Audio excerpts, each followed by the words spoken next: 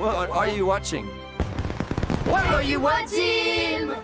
Elodie, le film! Dear friends, gather round and lend me your ears, for I have a tale to tell that will make your heart ache with sorrow and your soul cringe with disgust. It's the story of my woeful stay at the Hotel Ambassador Zermatt, where the only thing more abundant than the picturesque Swiss Alps was the plethora of problems that plagued my every waking moment. As I stepped into the lobby, my eyes were immediately drawn to the drab, outdated decor that seemed to whisper, "We've given up, and so should you." The air was thick with the scent of stale air and broken dreams. I should have known then that this was not a place where magic happens, but rather where nightmares are made. The staff, oh, the staff. They were as friendly as a wet cat in a bathtub. Indifferent, unfriendly, and seemingly trained in the art of making guests feel like unwanted relatives. I asked for help with my luggage, and you'd think I'd ask them to solve world hunger. The long wait times, the lack of assistance, it was as if they were trying to make me feel like I was a burden, a mere inconvenience to their day. And don't even get me started on the breakfast. Oh, the breakfast. It was like they took all the leftover scraps from the previous night's dinner, tossed them in a dumpster, and then served it to me with a side of disdain. The omelette was an extra charge, even if breakfast was included in my room rate. It was like they were trying to nickel and dime me into submission. The trays with ham and cheese were a sad, pathetic excuse for a meal. I mean, who serves breakfast in a basement with crowds of people and poor service? It's like they wanted me to feel like I was trapped in some sort of gastronomic hellhole. But, dear friends, it gets worse. The rooms, oh, the rooms. They were small, cramped, and about as inviting as a root canal without anesthesia. No tea or coffee facilities, no amenities to speak of. It was like they expected me to live like a medieval peasant, grateful for the mere privilege of having a roof over my head. And the noise, oh, the noise.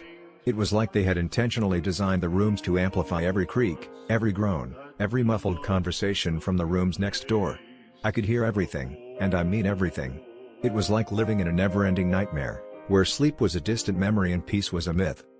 But what really takes the cake, dear friends, is the complete lack of empathy, the utter disregard for their guests' well-being.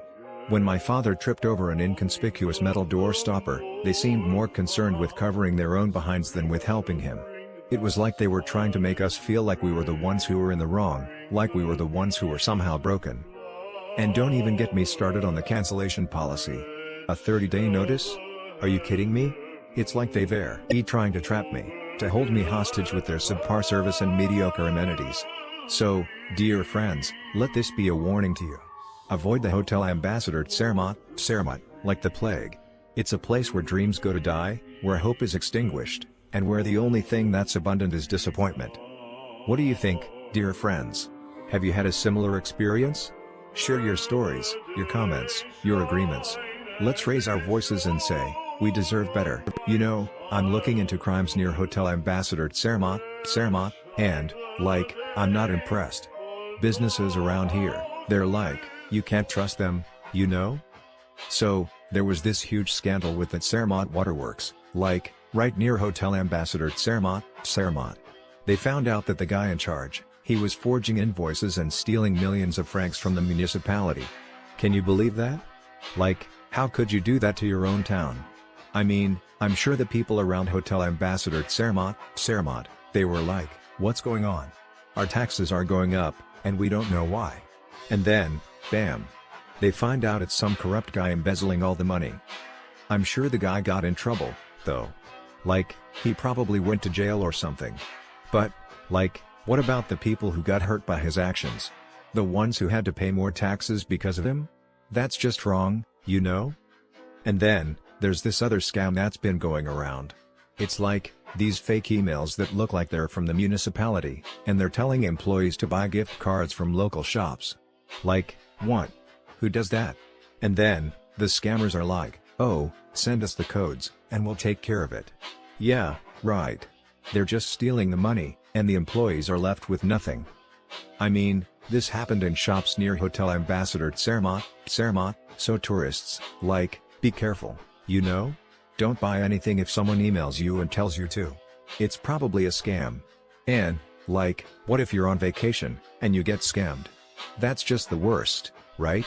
You're trying to have a good time, and then someone takes advantage of you. That's all I found, though. Like, I wish there were more stories about good things happening near Hotel Ambassador Zermatt, but, I guess that's just not the case. Just be careful, okay? The state of businesses near Hotel Ambassador Zermatt. If you're staying at Hotel Ambassador Zermatt, prepare yourself, because the businesses around here are a masterclass in disappointment. The kind of disappointment that makes you question if you accidentally wandered into a poorly scripted reality show about bad customer service. Let's start with the chocolate shops. You'd think in Switzerland, the land of chocolate, this would be a safe bet. Wrong. The chocolate stores near Hotel Ambassador Zermatt treat customers like an inconvenience rather than guests. Take Lderach, for example. The chocolates? Divine. The staff? Like they've been trained by a grumpy cat. One visitor just wanted to take a photo of the display, completely normal tourist behavior, and was met with hostility.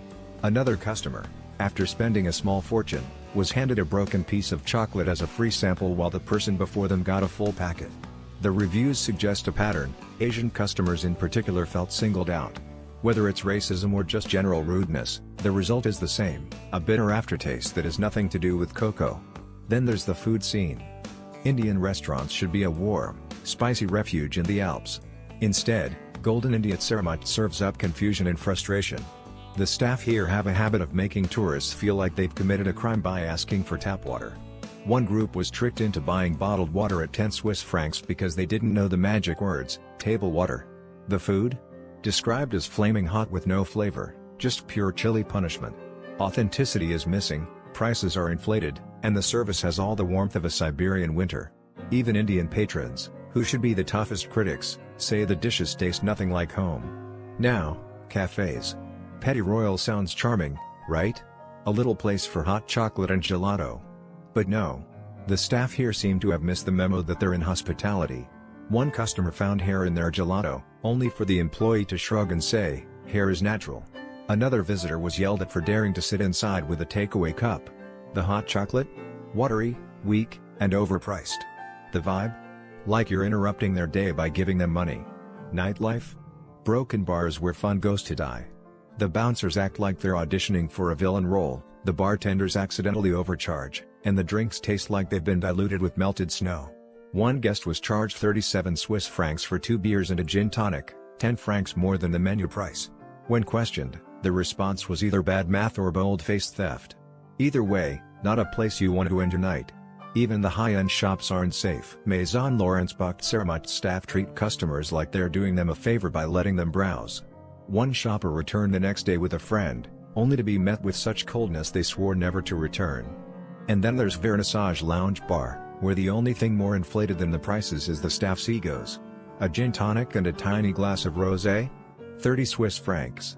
The same rosé you can buy at a grocery store for 22 Swiss francs a bottle. Service is slow, attitudes are colder than the Alps, and the whole experience feels like a scam wrapped in fancy decor. So what's the verdict? Businesses near Hotel Ambassador Zermatt operate on 2 principles: charge as much as possible, care as little as possible. The service is either hostile, indifferent, or outright deceptive. The prices? Designed to make your wallet weep. The food? Often a gamble, sometimes bad, sometimes worse. If you're staying here, my advice? Eat at the hotel. Buy your chocolates from a vending machine. And if you absolutely must venture out, bring patience, extra cash, and maybe a lawyer to review your receipts. Because in this corner of Zermatt, the only thing you can count on is disappointment.